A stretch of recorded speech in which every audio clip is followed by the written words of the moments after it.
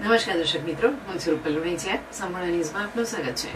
થરાદ તાલુકાના ડેલ ગામમાં વાવથરા જિલ્લા એલસીબી કેનાલમાંથી સબમર્સિબલ મોટરોની ચોરી કરતી ગેંગનો પર્દાફાશ કરી 7 આરોપીને ઝડપી પાડ્યા છે. પોલીસે ચોરી કરાયેલી 13 સબમર્સિબલ મોટરો સહિત કુલ રૂપિયા 4,50,000 નો મુદ્દામાલ કબજે કર્યો છે.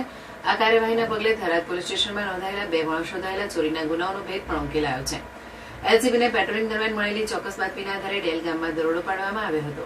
તપાસ દરમિયાન આરોપી પાસેથી 13 સબમર્સિબલ મોટરો, ગુનામાં ઉપયોગમાં લેવાયેલી 1 મોટરસાયકલ, 1 કુહાડી તથા 8 મોબાઈલ ફોન મળીને રૂપિયા 4,50,000 નો મુદ્દામાલ જપ્ત કરવામાં આવ્યો હતો. પકડાયેલા આરોપીમાં ડેલ ગામના દિલીપભાઈ ઉર્ફે દલો ઠાકોર અને શામળાભાઈ ઠાકોર, સનેસડા ગામના રાહુલભાઈ ઠાકોર, રૂની ગામના દિનેશભાઈ ઠાકોર તેમજ મીઠા ગામના વિનોદભાઈ ઠાકોર, વિક્રમ ઠાકોર અને મિદાદ ખાન ઉર્ફે મિની ખાન, જમીયત ખાન બલોચનો સમાવેશ થાય છે.